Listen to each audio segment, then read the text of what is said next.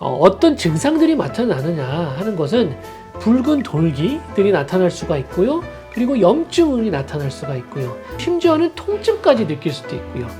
면도를 그러면 과연 올바르게 하는 방법은 어떤 방법들이 있는지에 대해서 하나씩 말씀을 드려볼게요.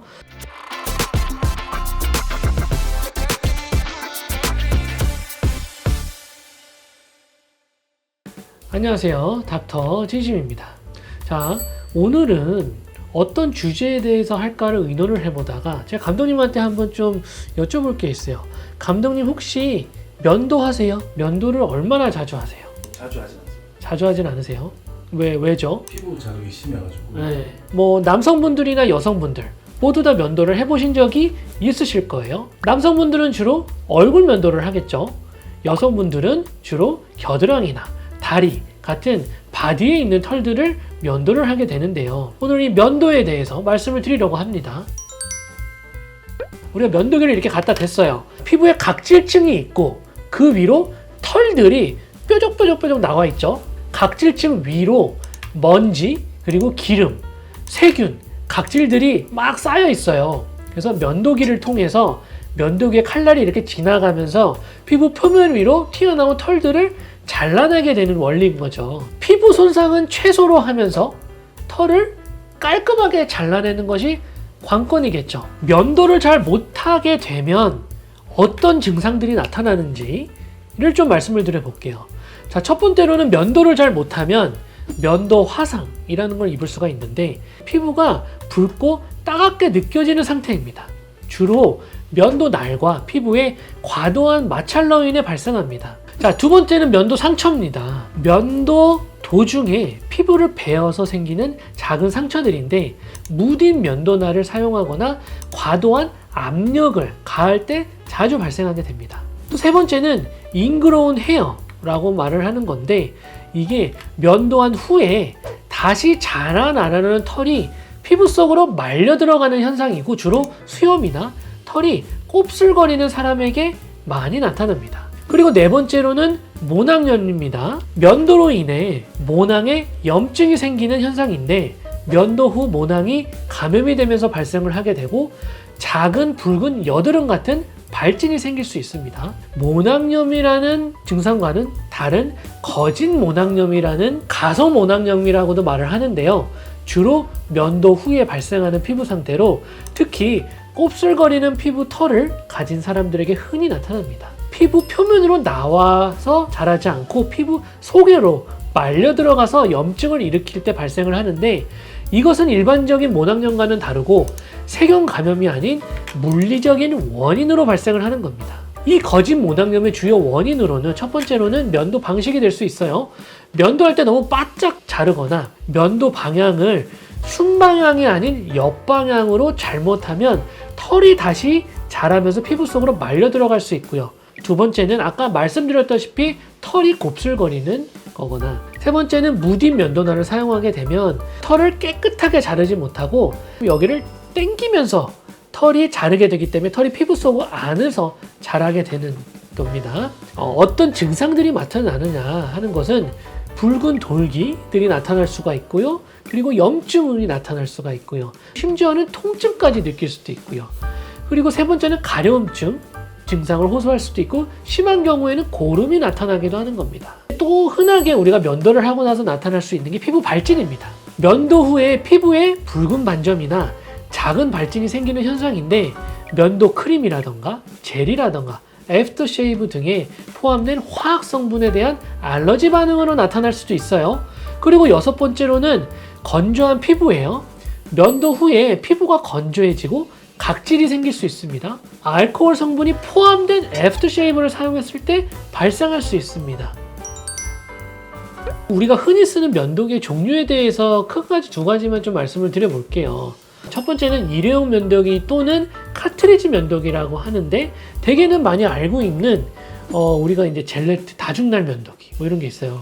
일회용 면도기는 플라스틱 손잡이와 고정된 면도날로 구성된 면도기를 말하는 거고요. 장점으로는 털이 깔끔하게 밀린다는 점이 있고 다중날 면도기 같은 경우는 그 면도날만 갈아주면 돼요. 그래서 관리하기가 쉬운 장점이 있죠. 하지만 단점은 뭐가 있을까요? 다중날 면도기를 역방향으로 밀게 될 경우에 트러블이 발생할 위험이 좀 올라간다는 점이 하나 단점이 있고, 칼날로 피부에 접촉을 하니까 피부를 손상시킬 위험이 또 증가합니다. 자, 그리고 또한 우리가 많이 쓰는 면도기, 저도 그런데 전기 면도기가 있어요. 전기 면도기는 이렇게 회전식으로 면도를 하는 방식이 있고 왕복식으로 면도기 하는 두 가지 타입으로 있는데, 장점은 털이 아주 짧게 잘리지 않아서 피부의 손상이 적다는 장점이 있고요. 넓은 면적을 좀 편하고 쉽게 빠르게 할 수 있다는 장점이 있죠. 또 단점으로는 이게 장점이자 단점인데, 털이 아주 짧게 잘리지 않기 때문에 털이 많으신 분들은 약간 지저분해 보일 수 있고, 칼날에 있는 방에 각질이나 털 같은 것들이 고이면서 세균 증식 가능성이 있기 때문에 잘 청소해 주기도 해야 됩니다. 전기 면도기 같은 경우에는 그냥 물로만 이렇게 씻고 냅두는 경우가 있는데, 나중에 그렇게 되면 물때가 껴기 때문에 물 냄새가 날 수도 있어요. 그래서 전기 면도기를 세정하는 그 세정제가 있어요. 그걸로 면도를 하고 난 다음에는 잘 청소를 해주시는 게 중요합니다. 이게 가장 중요한 내용인데요. 면도를 그러면 과연 올바르게 하는 방법은 어떤 방법들이 있는지에 대해서 하나씩 말씀을 드려볼게요. 첫 번째는 우리가 피부를 준비를 해야 돼요. 면도 전에 따뜻한 물로 얼굴을 씻어서 모공을 열고 피부를 부드럽게 만들어줍니다. 자, 두 번째는 면도 크림을 사용하는 겁니다. 질 좋은 면도 크림이나 젤을 사용을 해서 피부와 면도날 사이에 마찰을 줄이는 겁니다. 세 번째는 날카로운 면도날이 굉장히 중요한데요. 날이 무디면 피부 자극과 상처가 생기기 쉽습니다. 한 번 사용할 때 여러 번 눌러서 면도하는 것은 피하세요. 네 번째는 올바른 면도 방향입니다. 털이 난 순방향으로 한 다음에 만약에 제모가 잘 안 됐다고 하면 역방향으로 가볍게 한 번 정도는 해주시면 되는 겁니다. 그리고 또 하나 중요한 점은 피부를 당기면서 면도를 하는 겁니다. 자, 이제 면도가 끝났어요. 그럼 해야 될 게 뭐냐? 피부 진정이에요. 면도 후에는 찬물로 얼굴을 씻어서 모공을 닦고 피부를 진정시킵니다. 물로 튕기듯이 남아있는 털과 혹시 모를 미세 상처를 깨끗이 하는 과정이라고 보시면 돼요.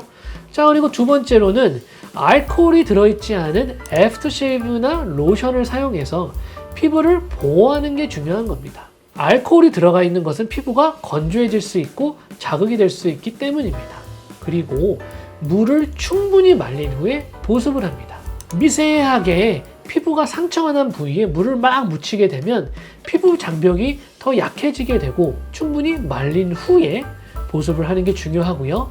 아홉 번째로 면도 후에 피부가 건조해질 수 있기 때문에 콜레스테롤이나 세라마이드가 포함된 피부 장벽 강화 보습제를 발라주는 것도 하나의 방법이라고 생각할 수 있습니다. 만약에 면도를 하고 나서 상처가 났어요. 그러면 에스로반이라던가 박트로반 같은 항생제 연고를 도포합니다. 없으면 후시딘도 괜찮아요. 두 번째는 제모 레이저예요.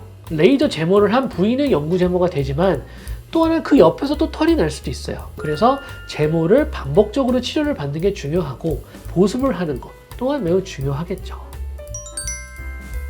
지금까지 이 면도를 제대로 하는 방법에 대해서 설명을 드렸는데요. 이 영상을 보신 여러분들 또한 지금까지 내가 했던 잘못된 습관이 여기에 속한다고 하면 한번 영상을 보시고 잘된 습관을 만들어 보는 것도 방법이라고 생각을 해요. 자, 지금까지 면도를 제대로 하는 방법에 대해서 설명을 드린 닥터 진심이었습니다. 감사합니다.